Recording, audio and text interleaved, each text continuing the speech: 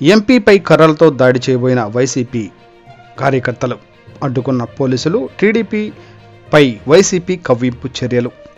TDP విస్తృత స్థాయి సమావేశంలో భాగంగా కార్యక్రమానికి హాజరైన నరసరావుపేట ఎంపీ లావు శ్రీకృష్ణదేవరాయలు, మాజీ ఎమ్మెల్యేలు మక్కెన మల్లికార్జునరావు, జీవి ఆంజనేయులు టీడీపీ శ్రేణులు ర్యాలీగా వెళుతుండగా కవ్వింపు చర్యలకు దిగారు.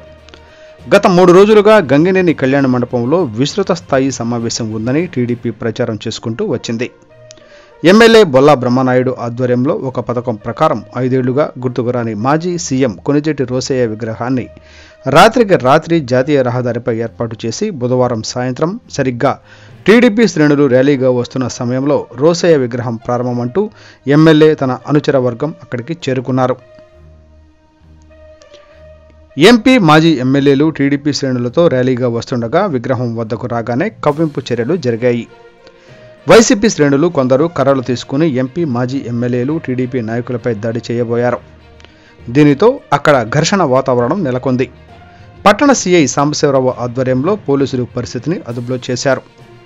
వినుకొండలో ఇది ఏమీ కొత్త కాదు. టీడీపీ చేపట్టే ప్రతి కార్యక్రమం రూట్లో ఎక్కడా ఓ చోట ఎమ్మెల్యే బ్రహ్మనాయుడు, అతని అనుచర వర్గం అక్కడికి చేరుకుని కవ్వింపు చర్యలు చేస్తూనే ఉన్నారు. గతంలో యువగళం పాదయాత్ర, సంఘీభావం యాత్ర చేపట్టిన శ్రావల్యాపురం గుడి వద్ద ఉన్న టీడీపీ శ్రేణులపై అటుగా వెళ్తున్న ఎమ్మెల్యే బ్రహ్మనాయుడు మీసం మెలేసి తొడ కొట్టి కవ్వింపు చర్యలకు పాల్పడ్డారు. ఇటీవల వినుకొండ పట్టణంలో టీడీపీ శ్రేణులు నిరసన ర్యాలీ చేస్తూ ఆర్టీసీ బస్టాండ్ వైపు వెళ్తుండగా వెనక నుండి వచ్చిన ఎమ్మెల్యే బొల్లా బ్రహ్మనాయుడు కారు ఆపి అసభ్య పదజాలంతో టీడీపీ శ్రేణులను దూషించి కవ్వింపు చర్యలకు పాల్పడ్డారు. మొదటి నుంచి టీడీపీపై వైసీపీ ఇలాంటి కవ్వింపు చర్యలకు పాల్పడుతూనే ఉంది.